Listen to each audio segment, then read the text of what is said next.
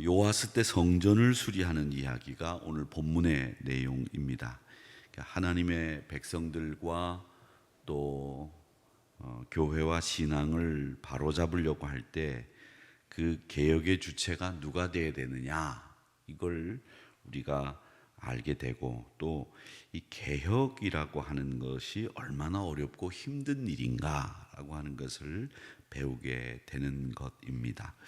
개혁이라고 하는 말은 혁이 가죽 혁자거든요. 가죽을 바꾼다라는 말인데, 이 가죽을 바꾼다라고 하는 이 개혁의 말이 왜 그렇게 됐는지는 모르겠습니다만은, 어쨌든 이 개혁이라고 하는 말을 참 사람들은 좋아하고, 또 바꿔야 되는 부분에 대해서는 바꾸는 것이 맞고요. 또 우리 교회를 개혁교회라고 합니다. 이 구교 카톨릭, 로만 카톨릭에 비해서 우리는 거기에서 개혁의 프로테스탄트에서 나온 교회이기 때문에 개혁교회라고 하는데, 이 개혁교회가 도리어 개혁하지 않고 일신하지 않는, 늘 그 자리에 머물러 있고 변하지 않고 늘 그 모양이고, 이런 것에 대해서 우리는 좀 생각해 볼 필요가 있지 않을까, 오늘 이 말씀을 통해서 말이죠. 먼저 1절에서부터 3절까지의 내용은, 열왕기 저자는 이 요아스라고 하는 왕이 7살의 왕이 돼서 통치한 기간이 얼마였다, 어떻게 통치를 했느냐, 이런 이야기들을 하고 있습니다. 말씀드린 것처럼 여호야다라고 하는 제사장의 숨김을 통해서 성전에서 7년 동안 이 요아스는, 그러니까 할머니죠, 아달랴의 눈을 피해서 성전에서 살았습니다. 그러니까 어릴 때 성전에서 숨어 살았으니까 이 성전이 세상의 전부인 거죠, 이 요아스에게 있어서는. 그리고 나는 내가 여기 있는 것을 알면 죽는다, 이런 생각을 가지고 7살 때까지 살았으니까 그 삶이 얼마나 피폐했겠어요. 그러니까 어린 시절을 행복하게 보냈다고는 볼 수 없는 왕이 요아스 왕입니다. 어쨌든 여호세바라고 하는 고모와 여호야다라고 하는 제사장인 고모부가 이 요아스를 7년 동안 숨겨줌으로 해서 왕이 됐기 때문에, 그야말로 그 어린 시절 부모로부터 사랑을 받고 부모로부터 애정어린 관심을 받지 못한, 요즘으로 말하자면 무슨 교수님 프로그램에 등장해야 되는 사람이 이 요아스라고 하는 왕이다, 이렇게 보는데, 요아스가 7살의 왕위에 올랐으니까 어쩔 수 없이 고모부인 여호야다, 실세고 자기를 왕으로 세운 여호야다라고 하는 제사장의 말씀을 들을 수밖에 없었겠죠. 그래서 이 여호야다가 살아있는 동안에는 이 요아스는 정말 고모부의 말대로, 하나님의 말씀대로 나라를 통치하려고 정직하게 행했는데, 이 여호야다가 죽고 난 뒤에는 그만 자기를 왕으로 삼은 은인 그리고 고모부가 돌아가면서 마음대로 통치하는, 그야말로 자기 위주로 살아가는 왕이 되어서 결국 부패한 왕으로 종말을 맞이했다. 그래서 오늘 이 요아스라고 하는 왕은 용두사미, 머리는 용인데 끝은 뱀이 되고 마는, 이런 왕이 되고 만 사람이다, 이렇게 보면 되겠고, 그리고 솔로몬 때부터 뿌리 깊게 이 이방 종교의 영향을 받았던 산당, 이 산당이라고 하는 것은 몰록신이나 그 밖에 다른 신들을 모시는 곳인데, 그런 산당을 없애지를 못했어요. 그래서 그 산당 제사가 하나님을 섬기는 성전 제사와 함께 계속 이어져 왔다, 이걸 우리가 볼 수 있습니다. 북왕국 이스라엘은 이제 예후가 아합의 오므리 왕조를 다 척결을 했는데 불구하고, 이 남왕국 유다에는 산당 종교를 제거하기가 굉장히 힘들었다라고 하는 것을 볼 수 있습니다. 오늘 말씀에도 보면 뭐라고 얘기를 하는가 하면 이렇게 얘기합니다. 산당에서 제사하며, 3절에 보니까 여전히 산당에서 제사하며 분향하였더라. 그러니까 종교개혁을 일으키고 하나님의 말씀대로 여호야다의 가르침대로 행했지만, 이 산당에서 제사하며 분향하는 것조차는 부시지를 못하고 없애지를 못했다. 이것은 요아스가 하려고는 했으나 원체 가지고 있었던 이 산당 제사 때문에 가지고 있었던 기득권을 가지고 있는 사람들이 내놓지를 않았겠죠. 여기가 문제가 있는 겁니다. 여러분, 이 개혁이라고 하는 것이나 우리가 뭘 바꾸려고 할 때 이 기득권을 가지고 있는 사람들이 내놓지 않고 기득권을 가지고 있는 사람들이 물러서지 않고 바꾸지 않으면 이 바꾸기가 쉽지 않다. 그러면서 이것도 좋고 저것도 좋으니 이러면서 타협하는 요아스가 생기면서 결국 이 요아스는 이 세상과 타협하는 모습으로 죄악을 이길 수 없는 산당 제사가 계속되는 이 불의한 일을 그냥 두고 말았다라고 하는 거죠. 그러니까 우리 삶 속에서도 그게 그대로 적용되지 않습니까? 기득권을 가지고 있는 사람들이 이 권리를 내놓지 않기 위해서 힘을 쓰는 거죠. 그래서 개혁이라고 하는 건 물 건너가는 이런 일들이 생기기 때문에 손에 쥐고 있는 사람들이 어떻게 손을 펴느냐, 여기에 개혁의 가장 중요한 것들이 달려 있습니다. 그래서 이 개혁이라고 하는 것이 참 힘들고 어려운 일이다라고 하는 것이고, 이 기득권자들이 내놓지 않는 것 때문에 결국 개혁하려고 하는 사람들도 타협하고 마는 이런 일 때문에 이 요아스의 개혁은 결국 용두사미가 되고 말았다라고 하는 겁니다. 참 힘들고 어려운 일이라는 거죠. 뿌리 깊은 이 죄악을 어떻게 뽑아내느냐라고 하는 건 정말 힘들고 어려운 일이다라고 하는 것이죠. 자, 그 다음에 이제 4절부터 6절까지의 말씀을 한번 쭉 보시기 바랍니다. 요아스가 이제 제사장들을 불러 모았습니다. 심지어 자기를 왕으로 삼은 이 여호야다라고 하는 제사장 고모부죠. 불렀습니다. 불러서 뭐라고 했느냐면, 왜 개혁을 하지 않느냐. 개혁인데 그 개혁을 상징하는 게 뭐냐면 성전이 파손돼 있었거든요. 근데 이 파손돼 있는 성전을 수리하라고 많은 백성들이 은을 갖다 바쳤어요.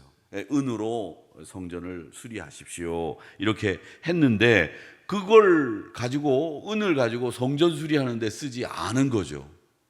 다른 데 쓴 거죠. 거기를 어디다 썼겠습니까? 제사장들이 나눠 먹게 했겠죠. 결국은 그렇게 해서 23년, 요아스 왕이 23년에 이르도록 제사장들이 성전에 파손한 데를 수리하지 않았다는 거예요. 은은 다 받았는데 그 은을 성전 파손하는 수리를 하는 데 쓰지 않았다라는 겁니다. 그러니까 이건 요아스가 명령한 것을 아무도 지키지 않았다라고 하는 겁니다. 결국 이 부정부패가 성전 운영과 성전을 보수하기 위한 예산을 유용하게 되는 일이 생기게 돼서 제사장들이 결국은 이 성전을 수리하고 종교를 개혁하는데 주체가 돼야 되는데 주체가 되지 못했다라는 이야기를 하고 있습니다. 그러니까 여러분, 사람들이 뭔가를 바꾸고 뭔가를 발전시키기 위해서 우리는 기존의 질서와 어떻게 보면 생각의 틀을 벗어나야 되는데, 이 생각의 틀과 기존의 질서 안에 머물러 있다 보면 이 개혁하기가 쉽지 않다라고 하는 것을 우리는 보게 되는 겁니다. 그래서 어떻게 보면 우리가 그 유명한 이야기가 있지 않습니까? 모 기업의 회장이 마누라만 빼고 다 바꿔라 라고 하는 그 이야기가 우리에게는 굉장히 큰 충격적인 발언이었고, 굉장히 우리에게는 아직도 남아있는 명언이 되지 않았습니까? 결국 그런 기업들의 그런 가치관을 가지고 있었던 생각들이 지금의 세계적인 기업이 됐고, 이 대한민국에서는 정말 없어서는 안 되는 기업이 됐던 것처럼, 뭔가를 바꾸고 발전시키기 위해서는 이 기존의 질서 안에 머물러 있고 기존의 생각 안에서 머물러 있다가는 안 된다라는 거죠. 제가 이제 어제 그 교회 이야기들을 쭉 이렇게 책으로 읽는 중에 이렇게 보니까 이 교회들이 요즘에는 그 의자 배열도 이렇게 일렬로 쫙 이렇게 안 하더라고요. 의자 배열을 다 이렇게 마주보고 앉게 안 하고, 옆에는 그 중세 성당에도 가보면 옆에는 의자가 옆으로 이렇게 돼 있죠. 그래서 이쪽은 이쪽을 보게 돼 있어요. 그리고 이쪽은 이쪽을 보게 돼 있고, 그리고 가운데는 이쪽을 보게 돼 있고, 그래서 저 양쪽 끝에는 자기들끼리 이렇게 마주보게 의자를 배치해 놓고 가운데는 의자를 이렇게 앞을 보게 해놨더라고요. 그래서 이게 이 공동체의 그 단합을 하기 위해서 이 목사가 그렇게 의자 배열을 했다는 거예요. 그래서 목사를 볼 때는 그냥 이렇게 보는 것으로 보고 그 다음에 자기들끼리 이렇게 얼굴을 마주 보면서 웃으면서 예배를 드리도록 의자 배치를 했다. 그래서 그렇다. 우리 교회는 이렇게 마른 목골이지 않습니까? 본당이. 그래서 우리도 저렇게 의자를 놓으면 어떨까? 이제 이런 생각을 하면서 우리 교인들이 서로 마주 보면서 의자 배치를 해놓고, 또 우리 교회가 이게 마른 목골이기 때문에 그냥 똑같은 사이즈의 의자를 이렇게 놓은 게 아니라 사이즈를 이렇게 길게, 이렇게 점차 길게, 점차 좁아지게 이렇게 했는데, 이게 시간이 지나면서 하나 둘 망가지기 시작하니까 하나 두 개가 빠지니까 이렇게 가다가 쑥 들어갔다 쑥 나오고 이런 것도 있고, 이제 그래가지고 그런 식으로 하면서 깨끗하게 깔끔하게 이렇게 하고 교인들끼리 서로 마주 보면서 예배를 드리는 것도 좋겠다, 이런 생각이 드는데, 또 한편으로는 그걸 보면서 어떤 생각이 들었냐면, 우리 교인들이 그렇지 않아도 목사도 안 쳐다보고 땅만 쳐다보고 예배 드리는데 더 안 보겠구나, 이제 이런 생각도 했습니다만은, 이렇게 갖가지 여러 가지 다양한 생각들을 의자 배치까지 목회자들이 생각을 하고 있더라라고 하는 것에 저도 이런 생각까지도 하는구나, 이런 그 책을 보면서 이런 생각을 저도 어저께 했습니다마는, 개혁을 하기 위해서 기존의 질서, 즉 제사장이라고 하는 사람들이, 물론 그 사람이 문제가 아닙니다. 제사장이라고 하는 사람은 늘 자기가 해야 되는 일이 있고 제사장으로서의 역할이 있고 본분이 있지만, 이 사람들이 기존 개혁의 주체가 될 수 없었다라고 하는 거죠. 여호야다가 23년 동안 지켜봤는데 개혁이 되지 않더라라고 하는 거죠. 그러니까 그 일을 할 수 있는 사람을 세워야 되는데, 개혁의 주체라고 하는 제사장이 사실은 개혁의 대상이라고 하는 것을 우리가 배우게 되는 겁니다.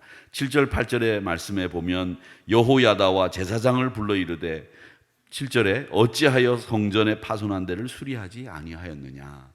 너희들이 성전을 온전하게 만들고 산당을 없애는 일에 주체가 되어야 되는데, 너희들은 도리어 착복하고 백성들이 낸 은을 가지고 너희들이 삶을 사는데 활용했으니 너희들이 개혁 대상이 되었다라고 하는 선언이기도 합니다. 다행히 제사장들이 이 이야기를 듣고 여호야다라고 하는 왕에게 항명을 하거나 혹은 자기의 소산을 내놓거나 이러지도 않았지만, 항명도 하지 않았습니다. 그냥 아무 일 없이 그냥 개혁하는 일에 동의한다라고 하는 뜻으로 백성들의 은을 받지 않는 것으로 그냥 끝나고 말았다라고 하는 거죠. 결국은 이것도 저것도 아닌 일로 끝났다라고 하는 겁니다. 그러면서 대제사장인 여호야다가 죽으면서 요아스도 무너져 버리는 거예요.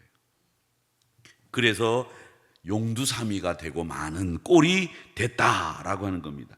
결국은 뭐냐면, 이 여호야다는 외부에 있는 적들은 쳐냈어요.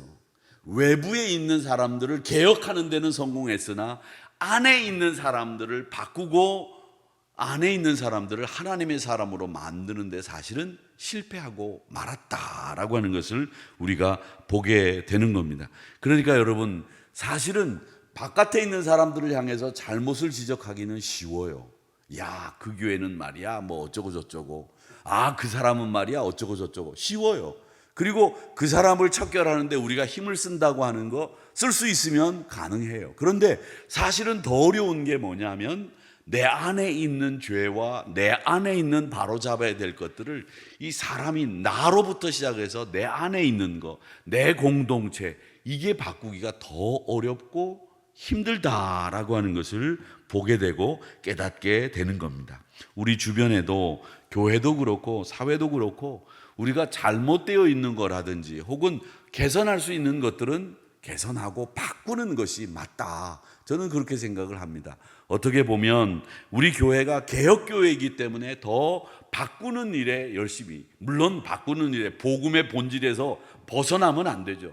이건 절대로 우리가 지켜야 되는 우리의 가치요 신앙의 본래 모습이기 때문에 복음의 본질에서는 벗어나서는 안 되고, 하나님을 사랑하고 경외하는 데에서는 벗어날 수는 없겠지만, 그러나 그 외에 인간적으로 우리가 편리함을 도모하기 위해서 만들었던 것은 다 바꿀 수도 있다라고 하는 생각을 가지고, 또 하나는 우리가 가지고 있는 힘이라고 하는 것이 있다고 한다면 내어놓을 수 있고 내려놓을 수 있는 것이 우리에게 필요하지 않을까, 이런 생각이 드는 겁니다. 그리고 또 하나 여기서 생각해 볼 것은, 개혁이라고 하는 것은요, 바꾼다고 하는 것은 분노로 시작하면 안 된다는 것을 우리는 알아야 됩니다.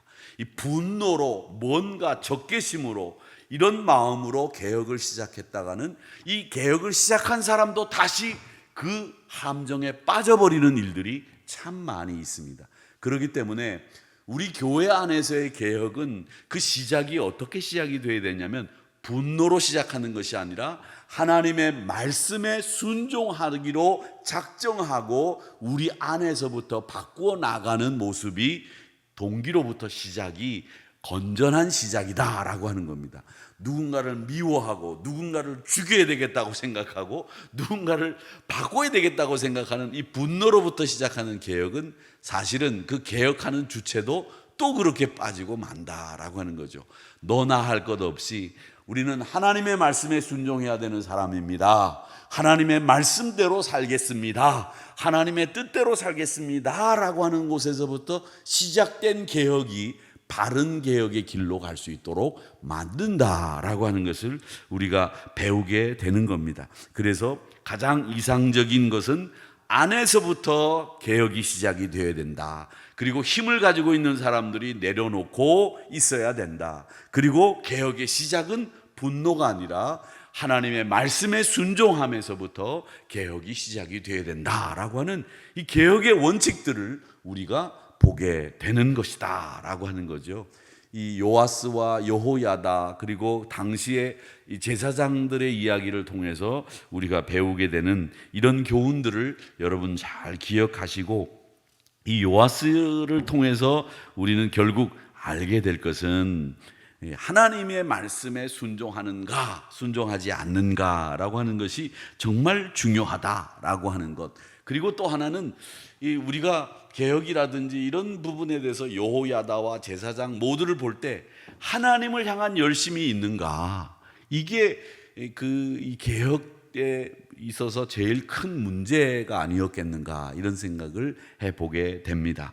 하나님 안에 우리가 정말 개혁되고 바뀌어야 될 마음은 하나님 말씀에 철저히 순종하겠습니다, 하나님. 그리고 하나님을 향한 특심, 열심, 이게 나에게 있느냐라고 하는 것부터 바꾸는 것이 정말 소중한 일이다라는 것을 오늘 말씀을 통해서 배우게 되는 겁니다. 저와 우리 사랑하는 한우리 성도 여러분, 하나님을 향한 특심, 열심을 늘 고취시키면서 여러분 심령 안에 가득 채워나가시기를 바라고, 말씀 안에 순종하기를 위해서 늘 애쓰는 저와 여러분들이 되시기를 주님의 이름으로 축복합니다.